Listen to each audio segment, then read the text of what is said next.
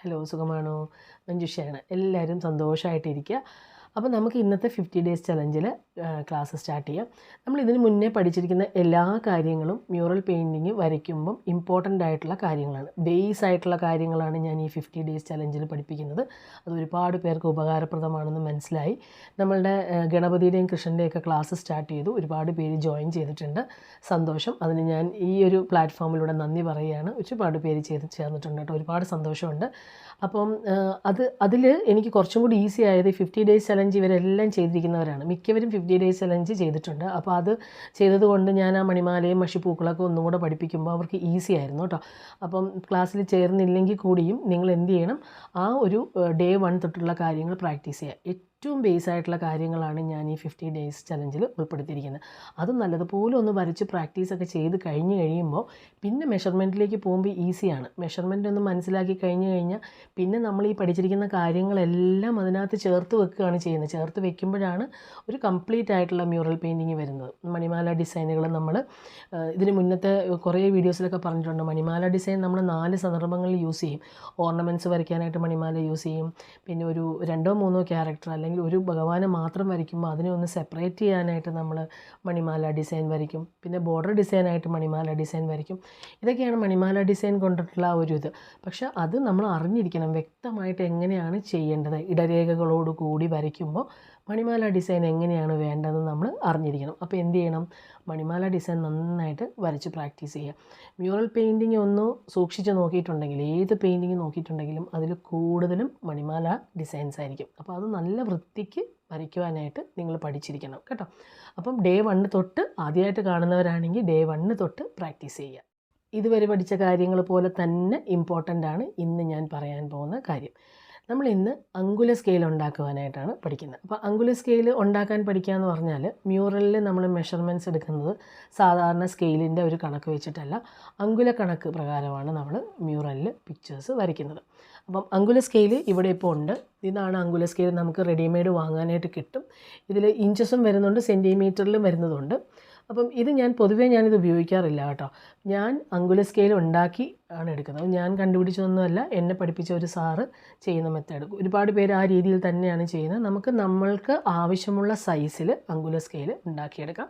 അത് ഉപയോഗിച്ചിട്ട് നമുക്ക് ആ ഒരു പിക്ചർ കംപ്ലീറ്റ് ആക്കാം. അപ്പം നമുക്കിപ്പം നമ്മൾ നാമം വരച്ചു, ശംഖ് വരച്ചു, അപ്പോൾ അതൊക്കെ ഇത്ര ഒരു സൈസിൽ വരയ്ക്കണം. അല്ലെങ്കിൽ നമ്മളുടെ ഒരു കയ്യിലുള്ള ഒരു ക്യാൻവാസ്, ഒരു ചെറിയ ക്യാൻവാസ് ആണെങ്കിൽ ആ ക്യാൻവാസിനകത്ത് ഉൾക്കൊള്ളുന്ന രീതിയിൽ ഒരു ചിത്രം വരയ്ക്കണമെങ്കിൽ അതിനനുസരിച്ചിട്ടുള്ള ഒരു അങ്കുല സ്കെയിൽ നമ്മൾ തയ്യാറാക്കണം. അപ്പം അങ്കുല സ്കെയിൽ തയ്യാറാക്കാനായിട്ടുള്ള ഒരു വീഡിയോ, കംപ്ലീറ്റ് ആയിട്ടുള്ള ഒരു വീഡിയോ, ഡീറ്റെയിൽ ആയിട്ടുള്ള ഒരു വീഡിയോ ഞാൻ ഇതിന് മുന്നേ ഇട്ടിട്ടുണ്ടായിരുന്നു. അപ്പോൾ അതുകൊണ്ട് ഇതിനകത്ത് ഞാൻ കുറച്ച് ഫാസ്റ്റായിട്ട് തന്നെ പറഞ്ഞു പോകും. അതിൻ്റെ ലിങ്ക് ഞാൻ ഡിസ്ക്രിപ്ഷനിൽ കൊടുക്കാം.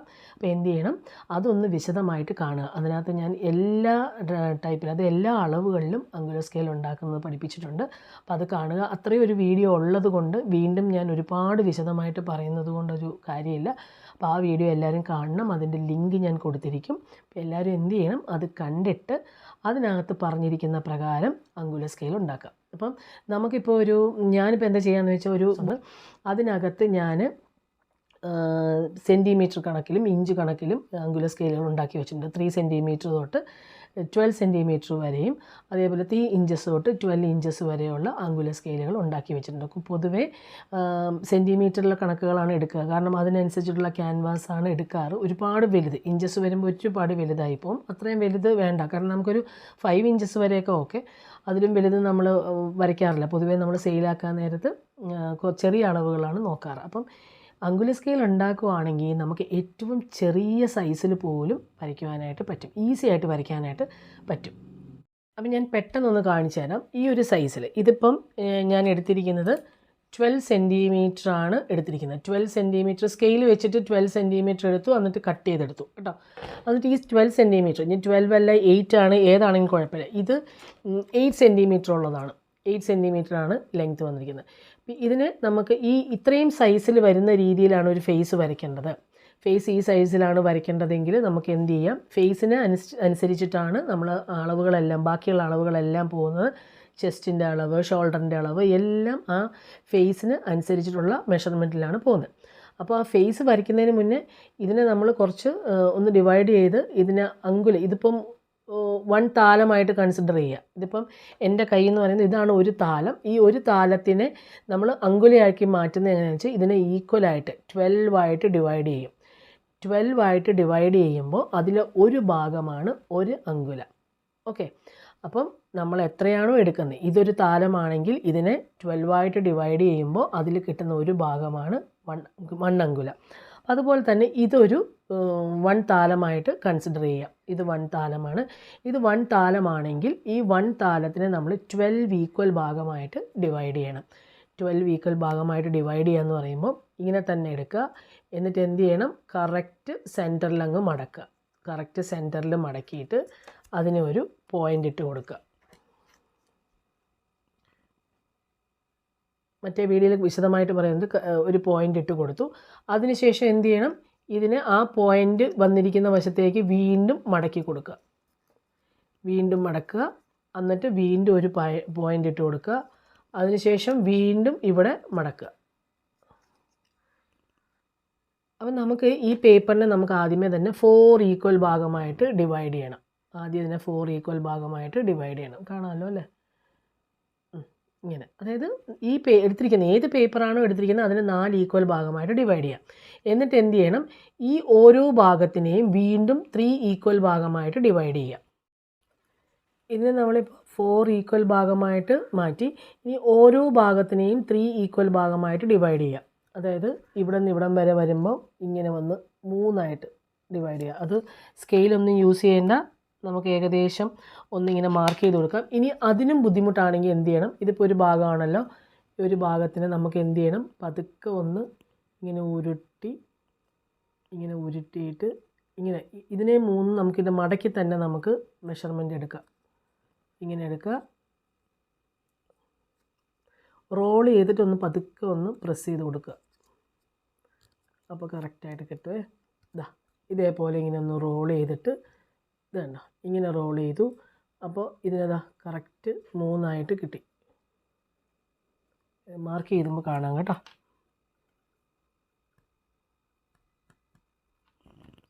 ഇതിൻ്റെ ഫോട്ടോ ഞാൻ കൊടുത്തേക്കും. ഇതേപോലെ 3 ഈക്വൽ ഭാഗമായിട്ട് കിട്ടി.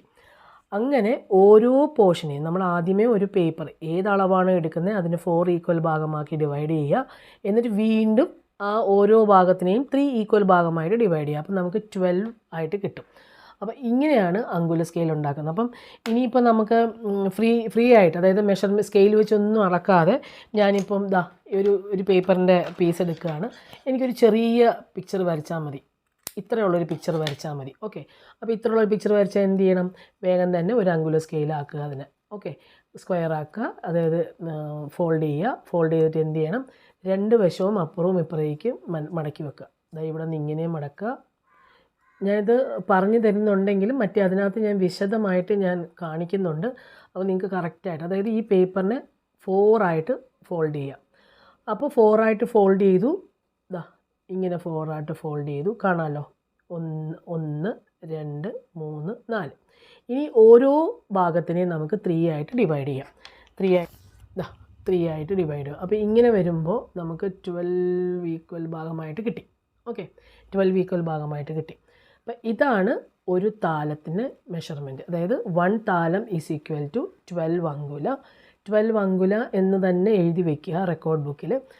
1 താലം എന്ന് പറയുന്നത് നമ്മളുടെ ഈ ഒരു കൈ നമ്മളുടെ ഇവിടെ വെച്ചിട്ടുണ്ടെങ്കിൽ അതിങ്ങനെ വരുന്നതാണ് ഒരു താലം. നമ്മളുടെ ഒരു താലം എന്ന് പറയുന്ന ഒരു കൈപ്പത്തി എന്ന് പറയുന്ന ഒരു ഫേസിൻ്റെ ലെങ്ത്ത് തന്നെയായിരിക്കും. ആ ഫേസിൻ്റെ ലെങ്ത്ത് തന്നെയാണ് കാൽപാദത്തിനും വരുന്നത്. പക്ഷേ ഇങ്ങനെ കൈ വെക്കുമ്പോൾ കുറച്ച് നമുക്ക് ഇവിടെ വരും കേട്ടോ. ഇത് നമ്മൾ കൂട്ടുന്നില്ല, ഈ ഒരു പോർഷൻ ഇല്ല. ഇവിടെ നിന്ന് ഇവിടം വരെയാണ് 1 താലം എന്ന് പറയുന്നത്. ഈ താലത്തിൻ്റെ അളവ് മനസ്സിലാക്കി കഴിഞ്ഞിട്ട് ഇതിനനുസരിച്ചിട്ടാണ് കണ്ണുകളും മൂക്കിൻ്റെ അളവും ചെവിയുടെ അളവും ചുണ്ടിൻ്റെ അളവുകളെല്ലാം വരുന്നത്. അപ്പോൾ ഈ അങ്കുല സ്കെയിൽ ഇങ്ങനെ തന്നെ ഉണ്ടാക്കി വെക്കുക. അപ്പോൾ എല്ലാവരും എന്ത് ചെയ്യണം, 3 സെൻറ്റിമീറ്റർ തൊട്ട് 12 സെൻറ്റിമീറ്റർ 12 സെൻറ്റിമീറ്ററിന് ഉണ്ടാക്കേണ്ടി വരില്ല. നമുക്ക് സ്കെയിലിൽ നിന്ന് തന്നെ 1 സെൻറ്റിമീറ്റർ മാർക്ക് ചെയ്താൽ 12 ഈക്വൽ ഭാഗമായിട്ട് കിട്ടും. അപ്പോൾ 3 തൊട്ട് 11 സെൻറ്റിമീറ്റർ വരെയുള്ള പേപ്പർ എടുത്തിട്ട് ഇതേപോലെ ആദ്യം 4 ഫോൾഡ് ചെയ്യുക. അതിനുശേഷം ഓരോ ഭാഗത്തിനെയും 3 ആയിട്ട് ഡിവൈഡ് ചെയ്യുക. അങ്ങനെ നിങ്ങൾ അങ്കുല സ്കെയിൽ ഉണ്ടാക്കി കയ്യിൽ വയ്ക്കുക. അപ്പോൾ ഇനി അങ്ങോട്ട് വരുന്ന അളവുകളെല്ലാം, ഇനി അങ്ങോട്ട് വരയ്ക്കുന്ന പിക്ചേഴ്സ് എല്ലാം ഞാൻ ഇത്ര അങ്കുലയിൽ ഒരു സ്കെയിൽ, ഇത്ര മെഷർമെൻറ്റിൽ ഒരു സ്കെയിൽ, പേപ്പർ സ്കെയിൽ ഉണ്ടാക്കുമെന്ന് പറയുള്ളൂ. അപ്പോൾ ആ സമയത്ത് എങ്ങനെയാണെന്ന് അറിയില്ല എന്ന് പറഞ്ഞിരിക്കരുത്, നല്ലതുപോലെ ചെയ്ത് പ്രാക്ടീസ് ചെയ്യുക കേട്ടോ. അപ്പോൾ ഇത് നിങ്ങൾക്ക് ക്ലിയറായി കാണുമെന്ന് വിചാരിക്കുന്നു. ഇത് തന്നെയാണ് നമ്മളുടെ ഈ അങ്കുല സ്കെയിലും വരുന്നത്. പക്ഷേ അങ്കുല സ്കെയിൽ ഒരു ഫിക്സഡ് ആയിട്ടുള്ള ഒരു മെഷർമെൻ്റ് ഉണ്ട്, പക്ഷേ അത് നമുക്ക് വേണ്ട. ഇത് വാങ്ങണമെന്ന് നിർബന്ധമൊന്നുമില്ല. നമുക്ക് ഈ ഒരു പേപ്പർ സ്കെയിൽ വെച്ച് തന്നെ നമുക്ക് പിക്ചർ വരയ്ക്കാം. അപ്പോൾ വലിയ പിക്ചറൊക്കെ ആണെങ്കിൽ നമുക്ക് അതിനനുസരിച്ചുള്ള പേപ്പർ കട്ടിങ് എടുത്താൽ മതിയാവും. അപ്പോൾ ഒരു പേപ്പറും പെൻസിലും ഒരു സിസേഴ്സും ഉണ്ടെങ്കിൽ നിങ്ങൾക്ക് ഉടനെ തന്നെ അങ്കുല സ്കെയിൽ റെഡിയാക്കാം. അപ്പോൾ എല്ലാവരും അങ്കുല സ്കെയിലൊക്കെ റെഡിയാക്കി വെക്കുക. ഇനി അങ്ങോട്ടുള്ള പിക്ചേഴ്സ് നമുക്ക് അതനുസരിച്ചിട്ട് വരയ്ക്കാം. അപ്പോൾ ഇന്നത്തെ ക്ലാസ് ഇവിടെ കംപ്ലീറ്റ് ആവുകയാണ്. അപ്പോൾ എല്ലാവരും ഒന്ന് ട്രൈ ചെയ്ത് നോക്കുക. എന്തെങ്കിലും ഡൗട്ടുകളുണ്ടെങ്കിൽ കമൻറ്റ് ബോക്സിലോ അല്ലെങ്കിൽ പേഴ്സണലായിട്ടോ കൊടുക്കുക. അതേപോലെ നമ്മൾ ഒരു വിഷു കൈനീട്ടം പോലെ ഒരു ക്ലാസ് വെച്ചിട്ടുണ്ടായിരുന്നു. ഗണപതിയും കൃഷ്ണനുമാണ്. ഇപ്പോൾ ഒരാൾ മുരുകനെ കൂടെ പഠിക്കണമെന്ന് പറഞ്ഞിട്ടുണ്ടായിരുന്നു. അപ്പോൾ മുരുകനെയും ഞാൻ എടുത്തിട്ടുണ്ട്. കാരണം ഈ പഞ്ചതാൽക്ക് തന്നെയാണ് അതെല്ലാം വരുന്നത്. അപ്പം താല്പര്യമുള്ളവർ ഞാൻ കൊടുത്തിരിക്കുന്ന നമ്പറിൽ എനിക്കൊന്ന് മെസ്സേജ് ചെയ്യുക. അപ്പോൾ വിഷു കൈനീട്ടത്തിൻ്റെ ആ ഒരു ഇതിൻ്റെ ആ പിക്ചറിൻ്റെ ഫീസ് വന്നിട്ട് 1499 ആണ്. റെക്കോർഡഡ് പ്ലസ് ലൈവ് ക്ലാസ്സുകൾ ഉണ്ടാവും. അപ്പോൾ ജോയിൻ ചെയ്യണവർ ജോയിൻ ചെയ്യുക, അല്ലാത്തവർ നമ്മുടെ ഈ 50 ഡേയ്സ് ചലഞ്ചിലെ കാര്യങ്ങളെല്ലാം പ്രാക്ടീസ് ചെയ്യുക. ഓക്കെ, അപ്പോൾ നമുക്ക് നെക്സ്റ്റ് ക്ലാസ്സിൽ കാണാം. Okay, by.